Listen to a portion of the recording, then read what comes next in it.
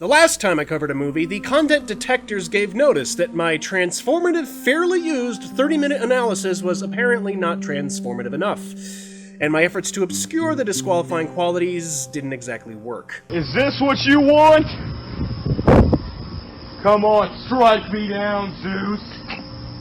You don't have the ball. Video games, unless made by evil companies, don't have this problem. It's why it's so much easier to make analyses on Red Dead Redemption 2, but I promised myself that I am way more than a Red Dead channel. Sure, I know what the people want, but to prove to you that I'm not limited to only one theme, let's go through my review of a movie that many have watched recently because of the iconic stars who recently departed. Yes, it's another Western cowboy thing. Is this what you want? Hold up, partner. Let's see if I can get through this without making Red Dead references. I can do it. I know I can do it. Let's. How bad could it be? Let's just start from the beginning. Wait a minute. Is that? Y'all killed 2 cowboys. Hey, somebody get this stick on his knees. Nagdabbit, that's literally... That's where he came from! Well, howdy, Fred. It's nice to see you, John. How the hell are you? Is that you, John? Don't mind him. He's just drunk, that's all. I think that's what they call 2 for the price of 1 out here. I'm what you might call the founder of the feast. I got a plan, John. Tombstone. This is the movie that 30% of the time is the answer to the question posed to the man above the age of back pain. Lumbago.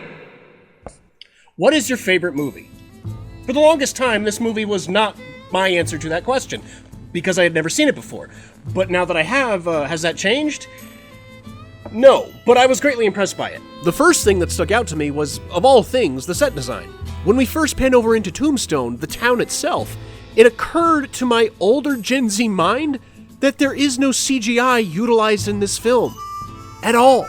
That town was entirely there, and it made me realize how less real a lot of movies feel today. That train, it's real. That bar on Main, it's real. Billy Zane, that's fake. I know what he looks like. The ability to entertain, it's real. And only at the slight cost of historicity. Not that I cared for that or even knew about how things actually went down, though it is necessary to mention.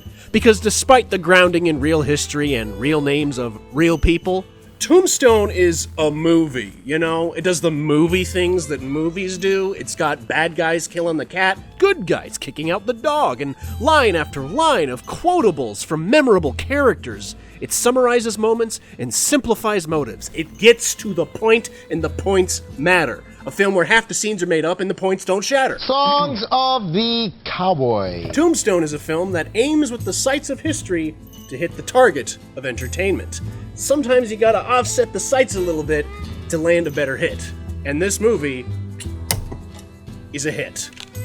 I was trying to practice gun spinning and it fell. And Dad, I'm gonna need a new one.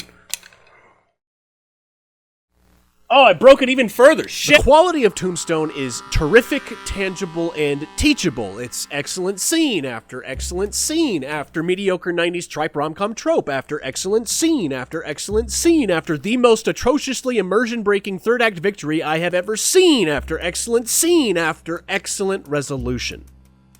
This movie is awesome, but I can't say I loved it.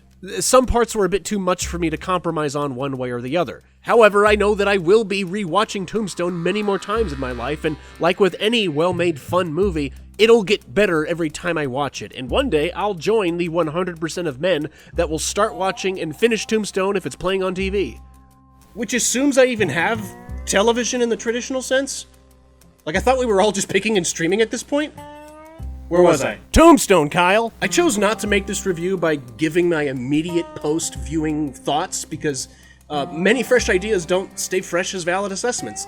And I find that many of us rely way too much on first impressions. They can taint our formal reviews if not put in their place or have been given time to stew. So this half review, half analysis, or rev-analysis, because, you know, I couldn't label it the other way, thus continues. This movie's really good. Let's figure out why. Following the set design, the acting is the next superb thing I noticed. The cast is stellar with well-picked stars and soon-to-be stars that made me go, oh, hey, it's that guy, and yo, that's Yondu, and Oh wait, where have I seen him before? Oh yeah! This is Papa Dragon. And it's even better when they're given cool things to say. The man who sat on him was death, and hell followed with him. You know, Ed, if I thought you weren't my friend, I just don't think I could bear it. Just want to let you know you're sitting in my chair. Is that a fact? That's a fact. I want your blood. Johnny, I apologize. I forgot you were there. You may go now. No, sir, the die is cast. We are growing. Be as big as San Francisco in a few years and just as sophisticated. Very cosmopolitan. I could keep this up, but then I wouldn't make any money. And I just need money. Alright, fine, hit me again. I'm a woman, I like men. Garbage. Additionally, the action is awesome, or more notably, the build-up and threat of action is awesome. Wyatt Earp's depicted with a low tolerance to bullies, and the exchanges in the middle of these confrontations are tight. Hurts, don't it? You gonna do something or just stand there and bleed? Your friends might get me in a rush, but not before I make your head into a canoe. You understand me? His reward is the canoe. But even without these, because the film is based on the befores and afters of one historical event, the emphasis is largely about what, why, and who was involved when the most famous shootout of the entire Old West went down. The gunfight at the OK Corral, one of the deadliest, where a whole 3 people died, or as it's referred to in Chicago, a good weekend. The build-up to and execution of this gunfight is immaculate. The initial accident with Curly Bill, the tension in the same scene, this line. You're probably seeing double. I have 2 guns, one for each of you. But there's also the build-up for when it's about to go down. You're gonna bleed. You got a fight coming today. Guess maybe you better swear me in. You want to risk all that over a misdemeanor? Damn right I'll risk it. They're breaking the law. But seriously, the build-up is perfect. Deciding they need to go, going, getting jump scared by a 9-year-old. It's all, without memed exaggeration, peak cinema. This walking shot alone is enough to sell the entire movie. Seriously, you know that they knew what they had because the film's end credits is literally just more footage of the walk to the alley. They knew these shots were dope, but realized they only used like 5% of it. So for Disney's sake, the editor said, yo, I know how we can get our money's worth. Damn, it feels good to be a gangster. When Tombstone is good, it's good. But what about when it's bad? Honestly, half of my 2 main complaints are merely preferential, as I am too indignant against a certain element to even entertain the thought of it. To let you know what I mean, here's my live reaction to the scenes involving the side piece who pretends to be the leading lady. I don't want infidelity in my fucking movie, please. Not for the hero that established himself as a good guy. Por favor. Is it her? Hello. God damn it, it's her. If it's historical, I guess it has to be there, but frick, man, this is... I don't care if it's a shitty marriage, it's still a marriage. I don't... End of the road. Maybe for you. It's her fault then. End of the road means that, okay, he's cutting it off, but she wants to keep going. This is not... It's not kosher. It's not good. Of course, I'm not judging the movie for that. It's just don't like this. They're touching heads. I don't like that. Not a fucking picnic with not your wife. Come on. Watching this doesn't feel good. I don't think this will ever feel good, even on repeat viewings. The infidelity kink is not one of mine. Like I said, watching it, I don't care if it's a loveless marriage. It's still a marriage. If they didn't delete this one confrontation scene, I'd probably forgive the movie for this element. I'm okay with the main hero having real flaws, but part of getting away with that as a writer is to show, in this instance, the impact the neglect has on the person going through it. Validate the victim. This movie fails to do that because they removed the moment where they did. But we better put that rally shot in there or else we'll just lose something, right? But then I found out about their historical marriage situation. Common law marriage. No ceremony, no license, just a legal status that states, yep, they are a thing together. How do we classify them? By marriage. And yes, I'd love it. You heard the man. Let's go rob his cousin. By marriage. Can't help myself. Now the distance and neglect makes sense. Still not a fan, but whatever. The second and only other problem I had with Tombstone is one you can probably see coming. I mean, the vendetta's been popping off. The heroes are pinned down by the cowboys. The tension is high. The villain is right there. The men are saying there are too many of them. What are we going to do? And what does this feathermarker do? He stands up in the middle of the fight, not a single bullet even giving him a razor burn, and this is how he wins. No. No! I concur. No, there is no f***ing way that the solution this whole time was plot armor from out the ass. But then, I researched this part too, and it turns out this whole scene might actually be the most historically accurate moment in the entire film. Kicking out Johnny Tyler, that actually happened a couple of years later, when Wyatt was already in business with the Oriental. Curly Bill, high as a kite, shooting everything everywhere all at once. Yeah, that's accurate, and probably even more so, but maybe the town should have already responded to the random rampant gunfire in the theater, when the cowboys kept dimpling the ceiling, and nearly the performers before this lone guy started aiming at nothing in particular.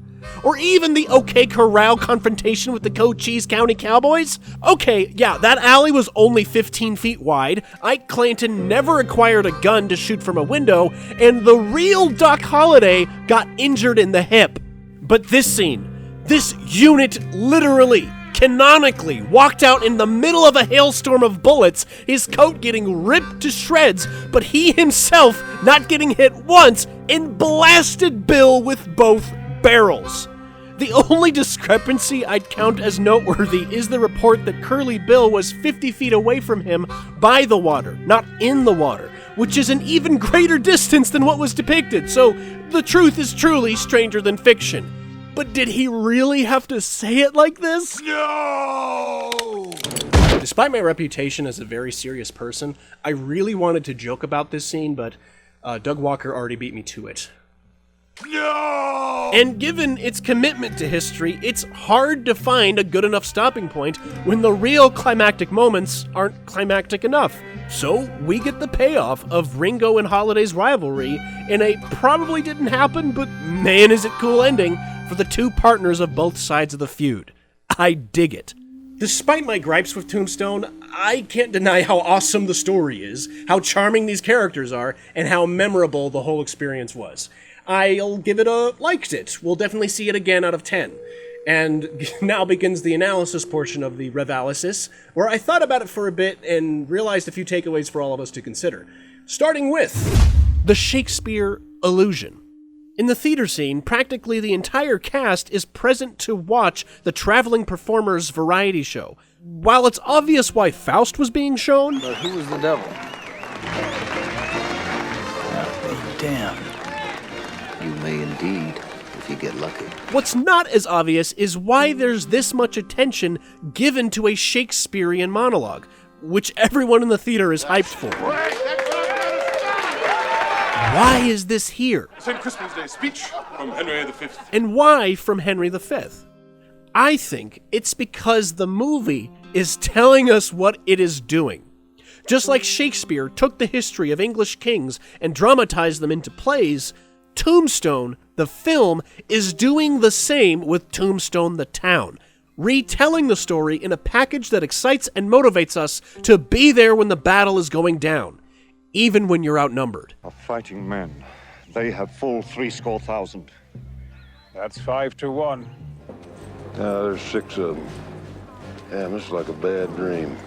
And while I probably should have learned this earlier, this speech is where the phrase "band of brothers" was made famous. And what is this movie about if not a band of brothers and the impact they made against those looking for a fight? Because of their response to this problem, they in it shall be remembered, and indeed they are. The cowardice of Ike Clanton. Papa Dragon plays this man as a tough talker who will back down the moment he's in danger. His involvement in the gunfight was marked by how much he wanted not to be involved. Please, don't shoot me. I got no gun. Fight commence. Get the fight or get away. And it's that line that sums up his character. He doesn't do one or the other. He attempts to do both, starting fights, but also running from them. He's a coward, but if he was a consistent coward, he'd be a better man. See, that's the neat thing about cowardice.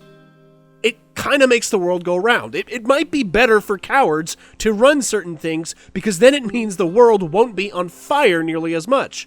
But not if everyone is like Ike. You like Ike, I like Ike, everybody likes Ike. No, we don't. He's a worse coward because he asserts himself to be aggressive, but keeps backing down or getting smacked for smacking and talking smack. Goddamn hands off me!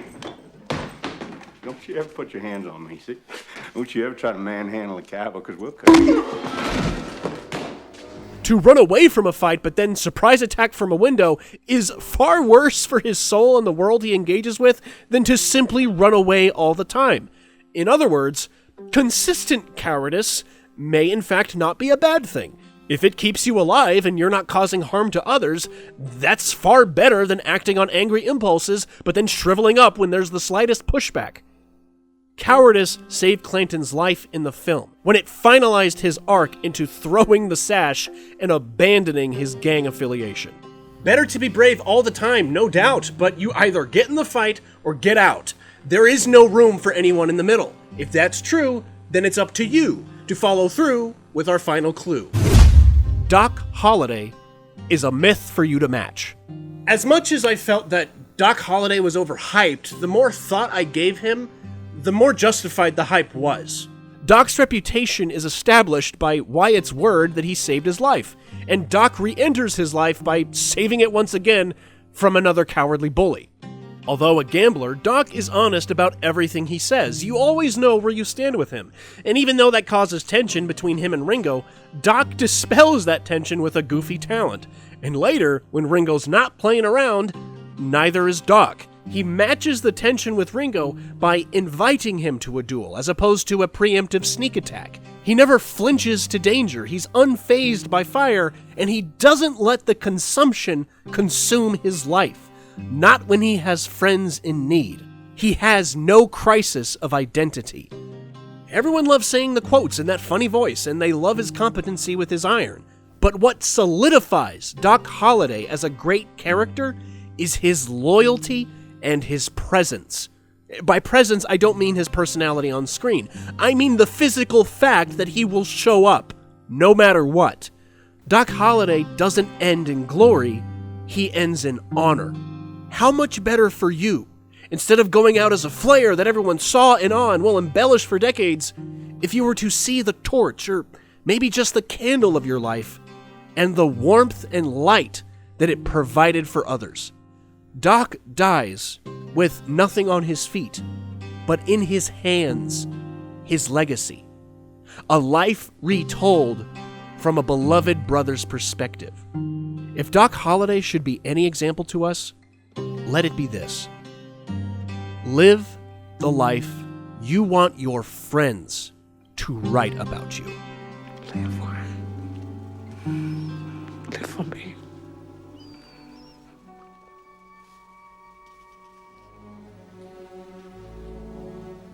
Thanks for always being there, Doc. And that was Tombstone. Please let me know if these kinds of reviews are good for the channel. My goal is to provide all my analyses with major takeaways for you so you can learn something. After all stories are about passing down wisdom without passing down the pain where it came from. And if that's all, then, okay, I'll catch you later then.